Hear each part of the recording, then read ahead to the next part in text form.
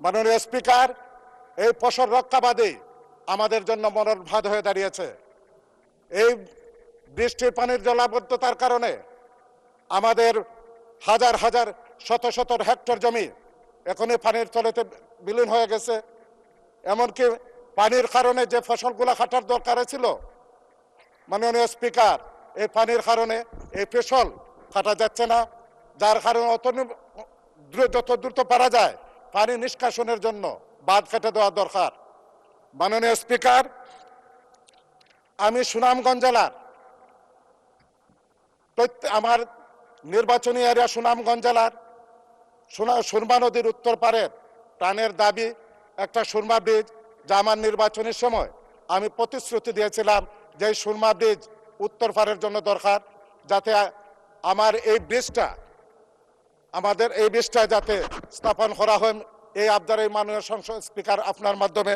মাননীয় স্পিকার, আমার নির্বাচনী এলাকায় শুল্ক স্টেশন পুনরায় চালু করার জন্য, যেটা সুনামগঞ্জ এবং বিশম্বরপুরে ডলুরা স্থানে অবস্থিত। মাননীয় স্পিকার, সুনামগঞ্জ সারা বাংলাদেশের সাথে একটি মাত্র রাস্তা, যা সিলেটের মাধ্যমে যোগাযোগ করে আমরা, এর কোনো বিকল্প রাস্তা নাই। মাননীয় স্পিকার, আপনার মাধ্যমে আমি যোগাযোগ মন্ত্রীর দৃষ্টি আকর্ষণ করতে চাই, যাতে সুনামগঞ্জ, ঢাকা, সিলেট এবং তামাবিলের সাথে যে 6 লেনের রাস্তা চলছে, সেই 6 লেনের সাথে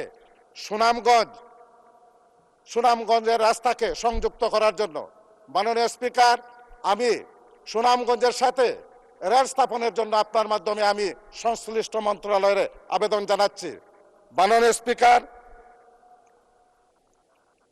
সুনামগঞ্জ এলাকার যে হাওর, এই সমাধান, পানি নিষ্কাশনের সমাধানের জন্য পর্যাপ্ত পরিকল্পিতভাবে বাঁধ নির্মাণ এবং পর্যাপ্ত সুইচ গেট দিলে, মাননীয় স্পিকার, ভবিষ্যতে আমাদের এই জলাবদ্ধতা থাকবে না লিডার। তাই আমি আপনার মাধ্যমে পানি সম্পদ মন্ত্রীর দৃষ্টি আকর্ষণ করছি মাননীয় স্পিকার।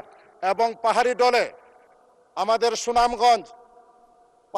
সুনামগঞ্জের